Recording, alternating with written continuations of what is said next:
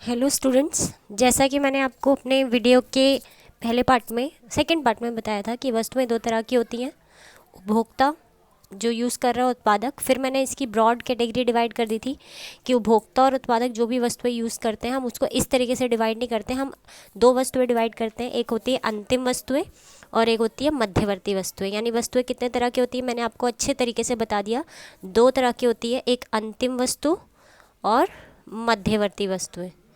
ठीक है, आज हम इस अंतिम वस्तु और मध्यवर्ती वस्तु की डिटेल में एक्सप्लेनेशन करेंगे और आगे हमारा चैप्टर कंटिन्यू करेंगे। ठीक है, तो आपको मैंने बताया कि जो अंतिम वस्तुएं होती है वो उपभोक्ता यूज़ करता है उपभोग के लिए, और उत्पादक के पास भी एक अंतिम वस्तु होती है। अंतिम वस्तु मतलब जिसे बेचता नहीं है उत्पादक, उसकी वस्तु को क्या कहते हैं? पूंजीगत वस्तुएं। फिर मैंने आपको बताया था उपभोक्ता जो भी वस्तुएं यूज़ करता है हम उसे टाइम समय अवधि के अनुसार चार भाग में बांटते हैं। जो लंबे समय तक बार बार यूज़ होती हैं उन वस्तुओं को हम क्या कहते हैं?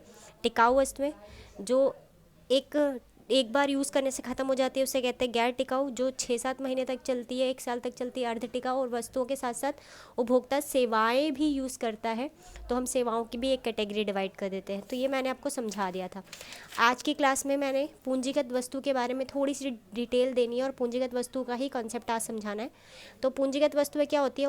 उत्पादक के पास दो तरह की वस्तु होती है, एक मध्यवर्ती, जैसा कि आप देख रहे हैं रजिस्टर में मेरे, मध्यवर्ती और पूंजीगत वस्तुएं। अच्छा, मध्यवर्ती वस्तु क्या होती है? आपको पता है कि कच्चे माल के रूप में यूज़ होती है, या फिर जो रेडीमेड। उत्पादक दो तरह के होते हैं ना, एक जो रेडीमेड सामान लाते हैं और बेचते हैं वो विक्रेता कहलाते हैं, और एक जो बनाते हैं।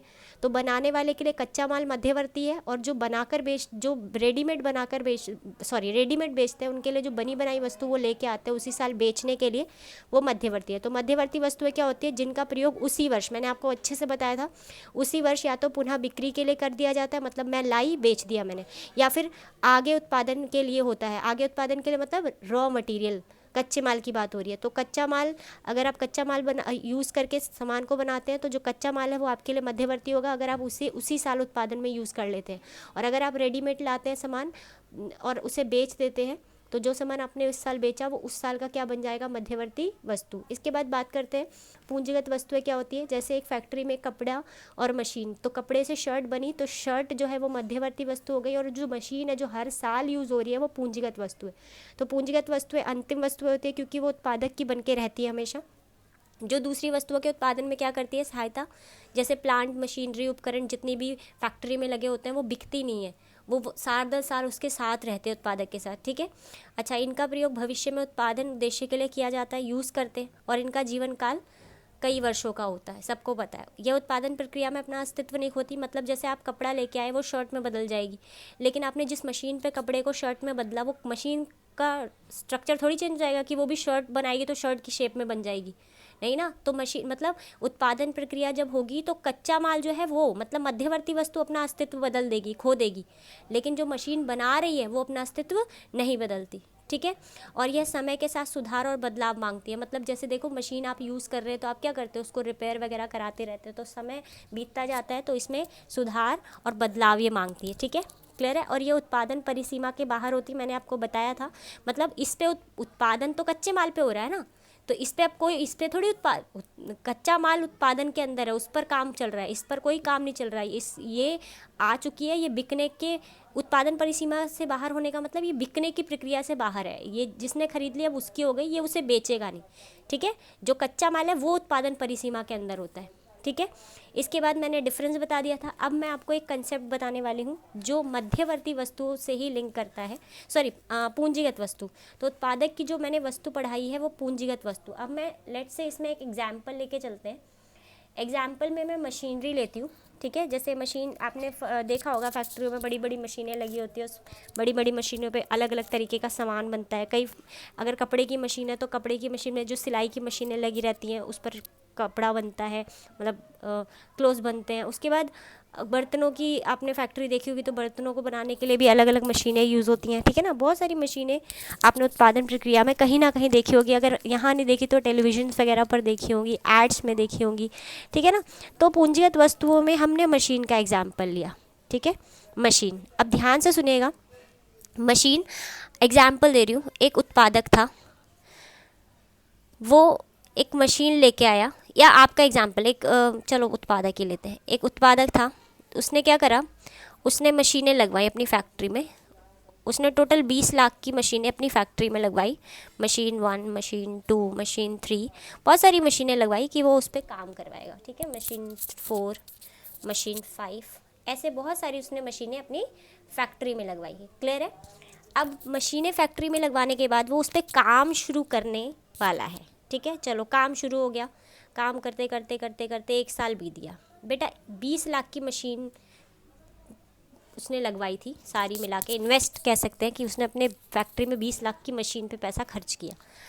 अब साल बीता, साल ख़त्म हुआ, अब साल के एंड में अगर वो इन 6 मशीनों की वैल्यू मान लीजिए 20 नहीं 24 लाख, तो 6 से डिवाइड कर देंगे तो एक मशीन कितनी आ गई, 4 लाख की। तो अब बताइए साल के एंड में जब उसने मशीनों पे काम करवा लिया, तो साल के एंड में अगर वो ये कैलकुलेट करना चाहे कि उसकी मशीन कितने की है, तो आपको क्या लगता है कि जब वो 24 लाख की मशीन लाया था, काम होता गया, तो अगर मैं आज बात करूं कि आज की डेट में 1 साल बाद बीतने के बाद उसकी मशीन की वैल्यू कितनी होगी, क्या 24 लाख होगी या 24 लाख से कम होगी या उससे ज़्यादा होगी? ऑफ कोर्स सी बात है, उससे कम होगी। आप एक कार निकलवा के अपनी कार खरीदते हैं, आपने शोरूम से एक कार बाहर निकलवाई, आपने उसे चलाया, यूज़ किया, 4 लाख की या 10 लाख की आपने जो कार ली, अब आपने उसे चलाया, यूज़ किया, तो चलाने यूज़ करने के साथ साथ में उसकी वैल्यू क्या होगी, कम होगी। आप फ़ोन की बात ले लीजिए, सबसे बढ़िया एग्जाम्पल जो आप सबके दिमाग में जल्दी घुसेगा, क्योंकि आप सब उससे बहुत फेमिलियर हो गए हैं आज कल के दिनों में कुछ ज़्यादा ही। तो आपने फ़ोन ख़रीदा, अब आपने फ़ोन ख़रीदा है, जैसे ही आपने फ़ोन लॉन्च हुआ आपने उसे ख़रीदा, 20 हज़ार का फ़ोन ख़रीदा। अब आपको पता है कि आप उसे यूज़ करेंगे 6 महीने 2 महीने बाद उसकी वैल्यू, अगर आप उसे मार्केट में उसी रेट पे बेचना चाहें तो क्या बिकेगी? नहीं, क्योंकि यूज़ किया। अच्छा, आप यूज़ नहीं करेंगे तो भी उसकी वैल्यू गिरेगी, क्यों? क्योंकि उसका एडवांस वर्जन आता है, तो जब एडवांस वर्जन आएगा तो जो पुराना वर्जन है उसका रेट क्या हो जाएगा, डाउन हो जाएगा। यानी हम ये कह रहे हैं कि जितनी भी पूंजीगत वस्तुएं होती हैं वो समय अगर बीतेगा, समय के बीतने के साथ साथ, ठीक है, यूज़ होने के साथ साथ इस्तेमाल भी हो रही हैं। तो अगर आप चीज़ों को इस्तेमाल करते हैं या इस्तेमाल नहीं कर रहे हैं, आप पैक करके रख रहे हैं अपने पास, आपने गाड़ी निकलवा ली शोरूम से लेकिन उसे नहीं चला, आपने बोला 6 महीने बाद चलाएंगे, 10 लाख की कार है, 6 महीने बाद आपका मन पलट गया, आपने बोला नहीं मुझे ये गाड़ी नहीं चलानी, वापस कर देनी है, तो क्या 6 महीने बाद वो शोरूम का डीलर आपसे 20 लाख में कार खरीद लेगा? कोई भी खरीद लेगा? नहीं खरीदेगा, भले आपने इस्तेमाल नहीं की। यानी पूंजीगत वस्तुएं जो होती हैं समय के बीतने के साथ साथ अपनी वैल्यू में कमी लाती हैं, अपनी उनकी वैल्यू कम हो जाती है, और जो वैल्यू घटती है ना, मान लीजिए 20 लाख की हो गई मशीन की वैल्यू टोटल कितनी बच गई, 20 लाख, एस्टिमेट निकालते हैं लोग, 4 लाख की गिरावट आ गई। ये 4 लाख की गिरावट, इसका मतलब क्या हुआ, 4 लाख की गिरावट, इस वस्तु के मूल्य में कमी आई। मूल्य में क्या आई, कमी। कमी को कहते हैं हास्य, क्या कहते हैं, हरास्य भी बोलते हैं। हरास्य मतलब होता है कमी। किस में कमी आ रही है, मूल्य में। किसके मूल्य में, इस पूंजीगत वस्तु के मूल्य में। इंग्लिश में, हिंदी में हम कहते हैं मूल्य ह्रास हो गया, और इंग्लिश में इसी को कहते हैं डेप्रीशिएशन। क्या कहते हैं, डेप्रीशिएशन। क्लियर है? तो आपको मेरे को यही कंसेप्ट समझाना है कि मूल्य ह्रास क्या होता है। तो पूंजीगत वस्तुएं जैसे जैसे आप इस्तेमाल करते हैं या समय बीतता है तो उसके मूल्य में गिरावट आती है, और वो गिरावट क्या कहलाती है, मूल्य ह्रास। अच्छा, गिरावट क्यों आती है, टूट फूट होती है मशीनों में, कुछ अंजर पंजर उसके ढीले हो गए, टूट फूट हो गई, इस्तेमाल हो गया, समय बीत गया, अपडेट वर्जन आ गया, मतलब अप्रचलन हो गया उसका, आउट ऑफ फैशन हो जाती है, तो अप्रचलन क्या हो गया, अप्रचलन मतलब आउट ऑफ फैशन होने के कारण भी वस्तु के मूल्य में गिरावट है। तो अगर तीन वजह से अगर वस्तु का मूल्य गिरता है तो वो गिरा हुआ वैल्यू क्या कहलाता है, डेप्रीशिएट, घट गया वैल्यू। किस वजह से, सबसे पहला अप्रचलन। अच्छा, अप्रचलन मतलब आउट ऑफ फैशन हो गई। आपने एक मोबाइल फ़ोन लिया, आज लिया, आपको पता है 2-3 महीने बाद उसका एडवांस वर्जन आएगा, तो जो पुराना वर्जन है वो क्या हो गया, ऑब्सोलेट हो गया, आउट ऑफ फैशन हो गया। आपको पता है तो हम कहते हैं प्रत्याशित, एक्सपेक्टेड है कि ये जाएगा ही जाएगा, मार्केट से इसका वैल्यू गिरेगा ही। ठीक है, तो अगर आपको पता है कि आउट ऑफ फैशन हो जाएगी 2 महीने बाद, तो जितनी वैल्यू गिरी, 20,000 का फ़ोन 16,000 का हो गया 2-3 महीने बाद, तो 4,000 की वैल्यू गिरी, वो मूल्य ह्रास की कैटेगरी में जाएगा। ठीक है। अच्छा, अगर उस सामान की वैल्यू नहीं गिरी, आपने उसे यूज़ किया 1-2 महीने, तो उसमें टूट फूट हो गई,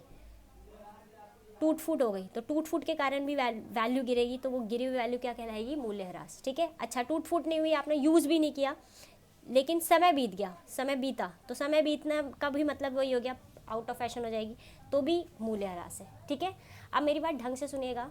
कभी कभी ये तीनों वजहें नहीं होती फिर भी वैल्यू गिर जाती है। जैसे आपने एक फैक्ट्री लगाई, उसमें मशीनें लगा दी 4 और उसी दिन वहाँ आपके फैक्ट्री की छत गिर गई, आग लग गई फैक्ट्री में। ऐसे कुछ ऐसे कारण हो गए जो आपने एक्सपेक्ट ही नहीं किए थे। मतलब आपकी मशीन 24 लाख की मशीन फैक्ट्री की छत गिरने से टूटेगी फूटेगी, वैल्यू बच गई 18 लाख, 18 लाख भी नहीं बचेगी, 15 लाख बच गई। तो कितनी वैल्यू गिर गई? 9 लाख। ये 9 लाख की वैल्यू मूल्यह्रास नहीं है। क्यों? क्योंकि मूल्यह्रास एक्सपेक्टेड होना चाहिए। यानी अगर अचानक से पूंजीगत वस्तु के मूल्य में कोई कमी आया, अचानक जो आपने एक्सपेक्ट ही नहीं किया, छत गिर गई, आग लग गई, ये सब एक्सपेक्टेड नहीं होता कि आग लग जाएगी भाई मेरी मशीन जल जाएगी और वैल्यू गिर जाएगी। अनएक्सपेक्टेड रीजंस की वजह से अगर वैल्यू घटती है, तो जितनी वैल्यू घटती है हम उसे कहते हैं ये मेरी पूंजी की हानि हुई है, इसे कहते हैं पूंजीगत हानि। क्या कहते हैं? पूंजीगत हानि।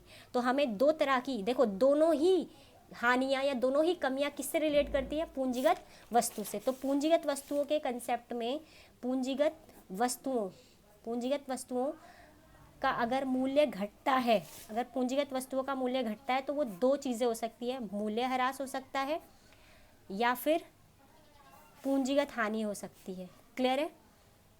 लेकिन डेफिनेशन अलग है, ढंग से सुनना। पूंजीगत वस्तु में बहुत सारी वस्तु आती है, लेकिन यहाँ मशीन को ही लेना है। मशीन क्या होती है? स्थिर संपत्ति। क्या होती है? स्थिर संपत्ति। तो स्थिर संपत्ति, फिक्स असेट, मशीन हो गई। ठीक है, जितनी भी आपने इक्विपमेंट लगा रखी है अपनी फैक्ट्री में, तो स्थिर संपत्ति। क्लियर है?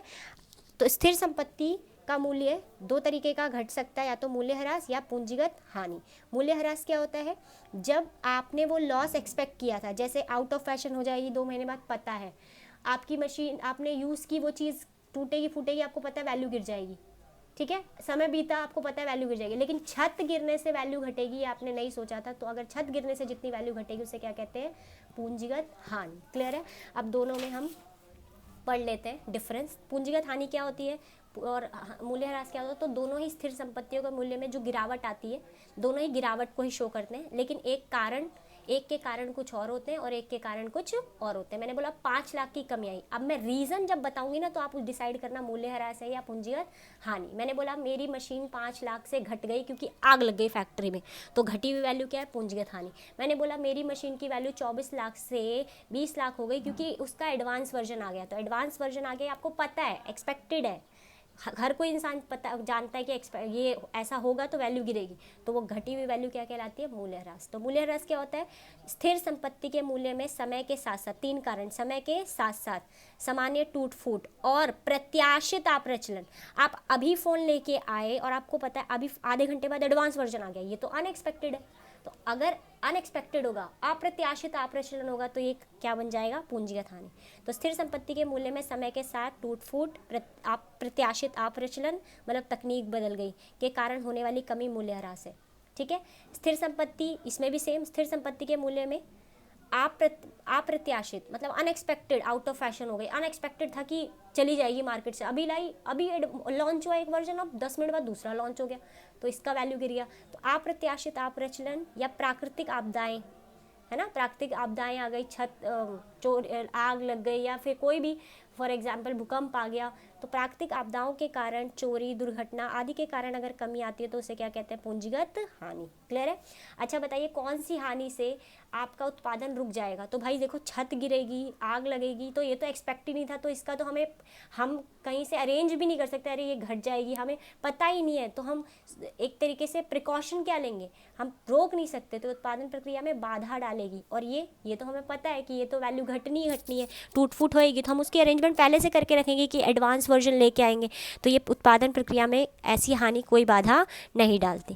क्लियर है? ठीक है। अच्छा बताइए, कौन सा लॉस? हमें पता है कि मेरी मशीन की वैल्यू आज मैं ला रही हूँ तो धीरे धीरे घटती जाएगी, तो मुझे अभी से पैसा इकट्ठा करके रखना है ताकि ये जब एकदम कबाड़ा हो जाए तो मैं इसके एडवांस वर्जन ला सकूं। लेकिन जब मुझे पता है कि आज मैं मशीन लगा रही हूँ और आज ही छत गिर जाएगी, तो उसके लिए तो मैंने कोई प्रावधान का मतलब होता है इकट्ठा पैसा बचा कर नहीं रखा होगा, तो यहाँ प्रावधान नहीं किया जा सकता, मतलब यहाँ प्रोविज़न नहीं बनाया जा सकता, क्योंकि हमें पता ही नहीं कब हो जाए। और यहाँ परिसंपत्ति या ऐसे लिख सकते हैं यहाँ प्रावधान बनाया जा सकता है। तो ये मेरा आज का कंसेप्ट है, आप इसे पढ़िए। नेक्स्ट क्लास में हम लोग पढ़ेंगे राष्ट्रीय और घरेलू आय में डिफरेंस, और उसके बाद हम न्यूमेरिकल स्टार्ट करेंगे। ओके बच्चा, बाय।